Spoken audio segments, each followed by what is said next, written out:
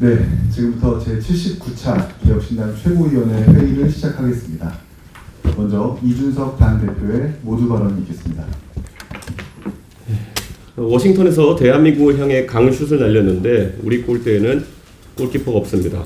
우리 정부의 내밀한 이야기가 문서 번호가 박힌 채 미국 의회 홈페이지에 낱낱이 공개됐습니다. 지금 미 의회의 공식 기록 속에서 대한민국은 거짓말하는 나라로 몰리고 있습니다. 미 하원 법사위원회가 공개한 보고서에는 한국 정부가 쿠팡을 비롯한 미국 기업을 조직적으로 차별해왔다는 주장이 담겨 있습니다. 그런데 보고서가 나온 지 하루가 지나도록 우리 정부는 반응이 없습니다. 슛이 날아오는데 골문을 비워둔 것입니다. 이 보고서를 세밀하게 읽어봤습니다. 쿠팡 측 자료와 증언에 절대적으로 기댄 일방적인 문서입니다. 3,700만 명의 개인정보가 유출됐다는 우리 개인정보보호위원회의 판단은 언급조차 없고 국민의 개인정보가 중국으로 넘어갔을 수 있다는 안보적 우려는 단 한 줄도 없습니다.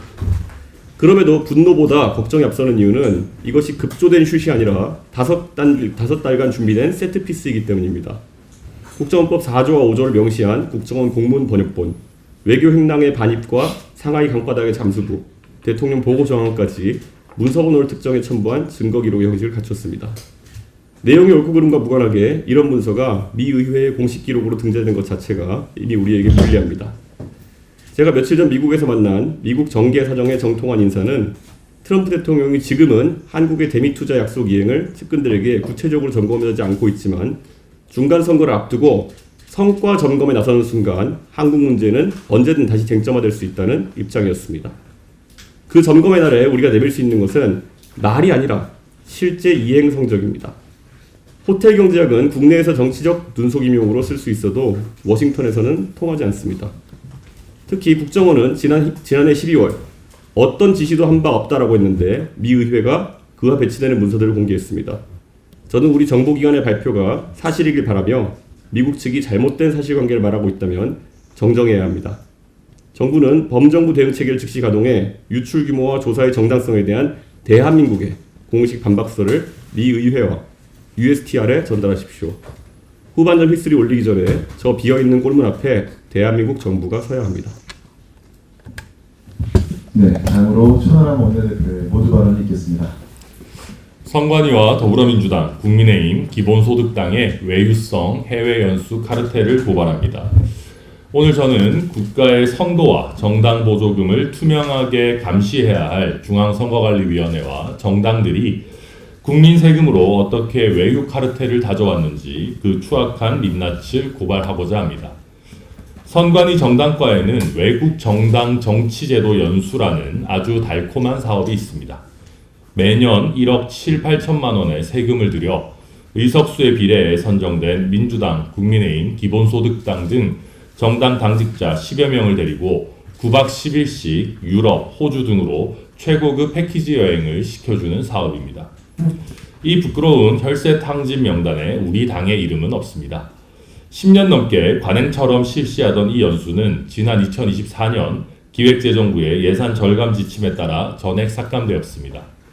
당시 사업계획서에 스스로 외유성 연수가 아닌 내실 있는 연수를 추진하겠다라고 다짐까지 했었으나 결국 2024년과 25년 그리고 올해 상반기까지 이 연수는 전면 중단되었습니다. 그런데 정권이 바뀌자마자 기막힌 일이 벌어졌습니다. 정권이 교체되자마자 선관위가 기다렸다는 듯 정당 관계자들의 민원을 핑계삼아 이 적폐 예산의 부활을 시도한 것입니다. 선관위는 정당 관계자들의 비공식적인 자리에서 해외 연수 좀 다시 보내달라는 청탁성 민원을 받더니 2026년 예산안에 슬그머니 1억 7,800만 원을 다시 찔러 넣었습니다. 정부 예산부처에서는 이를 알아채고 전액 삭감하여 국회로 보냈지만 이번에는 국회가 움직였습니다. 원내 다수당이자 여당인 더불어민주당 소속 수도권 의원이 국회 심의 단계에서 앞장서서 1억 5,900만 원의 증액을 요구했고 결국 8천만 원의 연수 예산이 좀비처럼 부활했습니다. 정부가 국민의 혈세를 아끼기 위해 잘라낸 적폐 예산을 더불어민주당이 자기 식구 해외 연수 시켜주겠다고 국회 심의권을 남용해 셀프 증액을 한 것입니다. 심판인 선관위는 당직자의 해외 연수 민원을 들어주고 선수인 정당은 그 대가로 심판의 밥그릇을 국회에서 챙겨주는 그야말로 누이 좋고 매부 좋은 외유 카르텔의 정석입니다. 이 연수의 실태를 뜯어보면 기가 막힙니다. 거액의 국민 세금을 쓰고 와서 제출한 연수 결과 보고서는 온통 엉터리입니다. 외국 정당 제도에 대한 깊이 있는 분석은커녕 보고서의 대부분이 방문한 나라의 기초적인 지리, 문화 등 인터넷 백과사전을 그대로 베껴 쓴 지역 개관 자료로 도배되어 있습니다. 초등학생 숙제만도 못한 짜집기 보고서를 내면서 1인당 600만 원 가까이 드는 초호화 연수비를 탕진한 것입니다. 게다가 정당 당직자들을 가이드한다는 핑계로 출장 인원의 무려 30%에 달하는 인원을 선관위 직원들로 채워 함께 유람을 다녀왔습니다. 정당 실무와 아무 상관없는 중앙 기획재정과 공복과 심지어는 지역 선관위의 총무과 홍보과 직원들까지 돌아가며 깍두기처럼 끼어서 갔습니다. 선관위 내부에서 이 연수가 어떻게 부서별 꿀보직 해외 유람으로 소비되어 왔는지 적나라하게 보여주는 대목입니다. 선관위에 강력하게 경고합니다. 정당 당직자들에게 세금으로 선심 쓰고 내부 직원들에게 꿀연수 혜택 주려고 국회와 야합해 대살려낸 올해 예산 8천만 원 당장 집행 중단하고 전액 반납하십시오. 아울러 지난 10년간 다녀온 외유성 연수의 계획서와 보고서 전체를 국민 앞에 투명하게 공개하십시오. 개혁신당은 국민의 혈세를 쌈짓돈처럼 나눠먹는 선관위와 기득권 정치권의 카르텔을 결코 좌시하지 않고 끝까지 뿌리 뽑겠습니다. 이상입니다. 다음으로 주의사 최고위원회 모두 발언 듣겠습니다. 예, 주의사 최고위원입니다. 어제 더불어민주당에서 2030 청년 세대의 지지 이탈을 성찰하겠다는 토론회가 열렸습니다. 내부에서 자성의 목소리가 나온 모양입니다만 솔직히 말씀드리면 현실에 비하면 한참이나 미적지근한 순한 맛에 불과했습니다. 민주당은 착각하고 있습니다. 합리적인 2030 세대가 왜 자신들에게 등을 돌렸는지 그 본질을 전혀 짚지 못하고 있는 것 같습니다. 청년들이 민주당을 거부하는 이유는 당장의 표만 쫓으며 청년과 미래세대의 삶을 파괴하고 정작 책임을 지지 않는 방관 정당이기 때문입니다. 몇 가지 예시를 들어보겠습니다.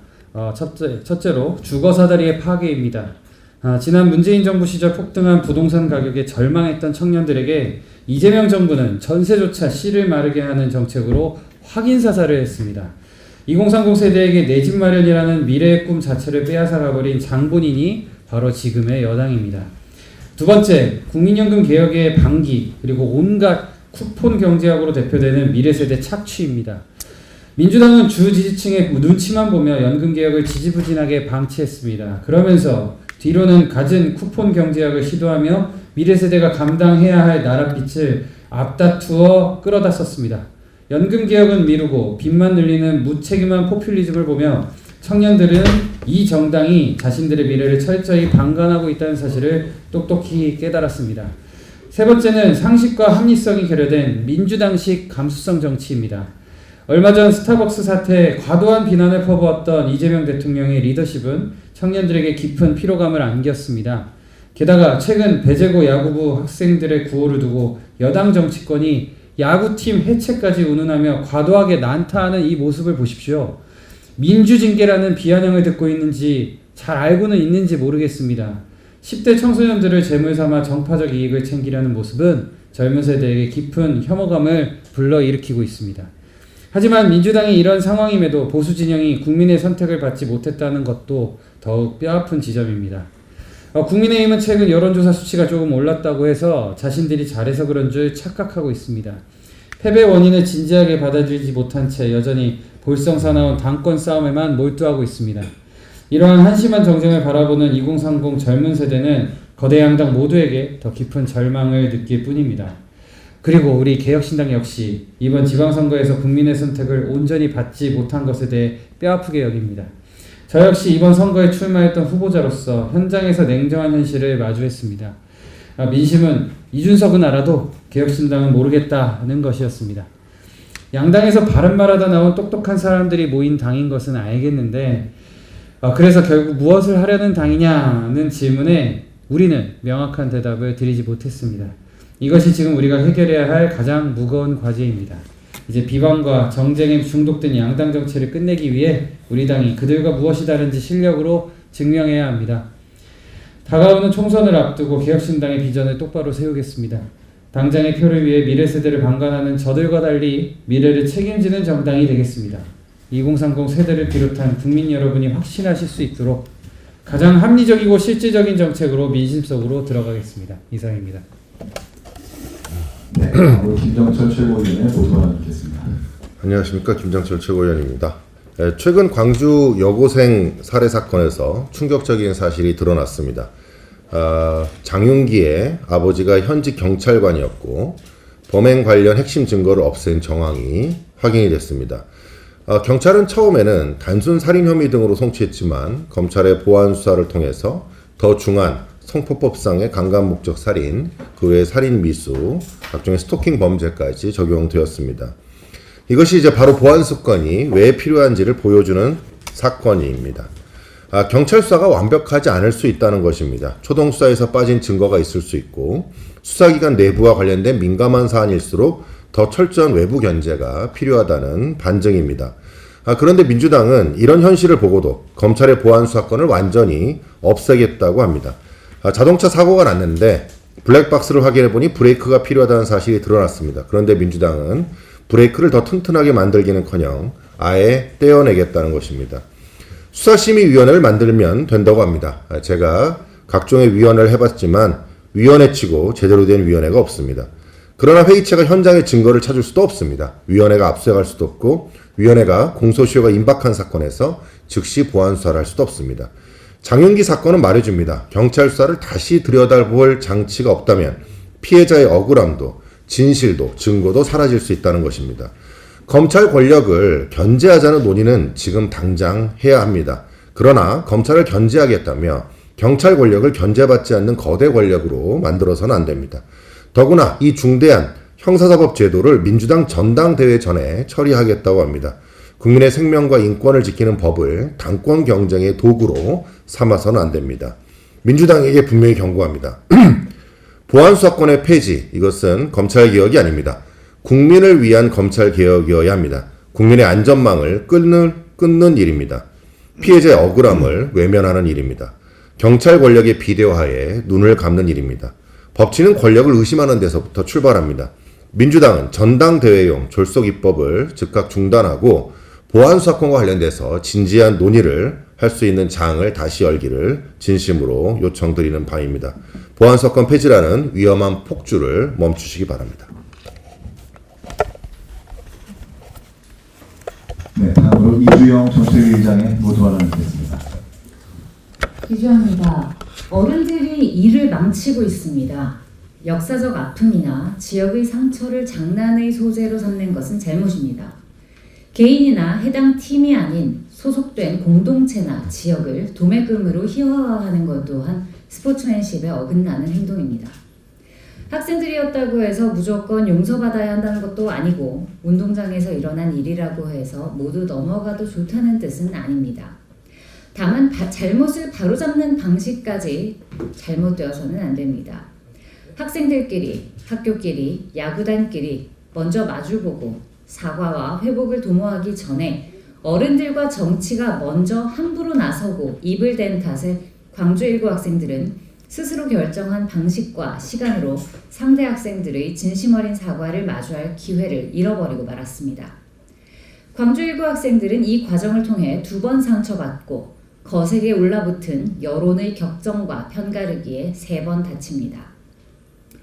교육과 훈계는 당사자들 간 일련의 과정에서 이루어지되 최종 징계는 순서상 그 다음에 왔어야 합니다. 어른들이 해야 할 일은 냉큼 꼬리 자르듯 손 털고 학생들만 맨몸으로 여론의 심판대 위에 세우는 것이 아니라 교육의 틀 안에서 설명하고 훈계하고 진심으로 사과하게 하고 함께 회복할 수 있는 시간과 절차를 만들어주는 일이었어야 합니다. 그 진심이 서로에게 가 닿았다면 그 후로는 같은 진로 위에서 함께 고생하는 선수로서 이해와 배려 위에 우정을 나누며 오히려 5월 광주의 동지가 되고 광주 학생들의 든든한 친구가 될 수 있도록 도와주는 것이 민주주의의 정신에도 스포츠맨십에도 더 가까웠을 겁니다. 그런데 이상합니다. 학생들 사이의 일에 교육이 아니라 정치가 먼저 나서는 것이 이상합니다. 경기 중의 잘못에 스포츠맨십보다 이념이 앞장서서 호루라기를 부는 것이 이상합니다. 평범한 등굣길, 야구 경기와 관계없이 그저 아침 등교를 하고 있던 불특정 학생들의 눈앞에 저주의 언어가 박힌 근조화환이 놓이는 것도 이상합니다. 논란이 있은 지 단 하루도 지나지 않아 학생들의 과거와 미래에 심대한 영향을 끼치고도 남을 최고 수위의 징계가 내려지는 것도 이상합니다. 단 한 명이라도 그 가운데서 조심스러운 마음을 가지고 행동을 삼갔던 학생이 있다면, 단 한 명이라도 분위기에 휩쓸렸지만 뒤늦게 부끄러움을 느끼고 있는 학생이 있다면 덮어놓고 연좌제로 징계받게 될 그 학생의 경력과 진로는 누가 책임질 겁니까? 비단 이 일만이 아닙니다. 내 편이면 무슨 범죄를 저질렀어도 영혼의 방어를 해주면서 내 편이 아니면 단 한 번의 실수에도 영원히 매장시키고 말겠다는 작금의 상황은 참 이상합니다. 여든 야든 대통령이든 시민단체든 온라인 커뮤니티든 막강한 누군가의 눈밖에 나면 좌표 찍히고 조리돌림 당하고 멍석말이 당하는 게 당연해진 요즘의 문화가 이상합니다. 그렇게 당하지 않기 위해 말 한마디, 단어 하나까지 스스로 검열하고 눈치 봐야 하는 이 분위기도 숨이 막힙니다. 그 수많은 금기와 성역이 과연 누구를, 무엇을 위함인지도 이제는 잘 모르겠습니다. 운동장에서의 잘못은 운동장의 문화와 교육의 틀 안에서 바로잡는 게 먼저입니다. 그 과정에서 룰 위반이 있었다면 이미 약속된 원칙대로 확인된 책임에 따라 공정과 비례에 맞게 징계하면 됩니다. 역사와 문화에 대한 설득이 더 필요하다면 학생 수준의 지식과 의무와 권리에 맞게 교육의 영역에서 설명하면 됩니다. 5.18뿐 아니라 그 어떤 역사적 사실, 그 어떤 사회적 상황에 대해서도 학생들의 잘못이나 실수에 대한 저희 생각은 동일합니다. 타인의 상처를 조롱하고 희화화하는 것은 명백한 잘못입니다. 그러나 그 잘못을 바로잡는 일이 또 다른 낙인이나 정치적 푸닥거리가 되어서는 안 됩니다. 불특정 다수의 학생과 교육 현장 전체의 일로 성급하게 비화해서도 안 됩니다. 이게 다 정치가 잘못해서 그렇습니다. 알량한 권력 좀 더 잡고 구차하게 세력 좀 더 키워보겠다고 역사의 아픔과 상처를 함부로 도구화해온 남루한 대한민국의 정치 탓입니다. 5월의 광주를 쉽게 잊는 정치, 혹은 5월의 광주를 필요할 때마다 이용하는 정치 때문에 그렇습니다. 정치가 끼어들 일인가 싶습니다. 국민 여러분들께 참 죄송합니다. 과거의 역사와 오늘의 스포츠와 내일의 학생들을 온전히 지키는 정상적인 정치, 저부터 똑바로 해나가겠습니다. 이상입니다. 네, 이것으로 공개 회의를 마치고 비공개 회의로 전환하겠습니다. 참석해주신 언론 여러분 진심으로 감사드리고 비공개 회의 전환에 협조 부탁드리겠습니다. 고맙습니다.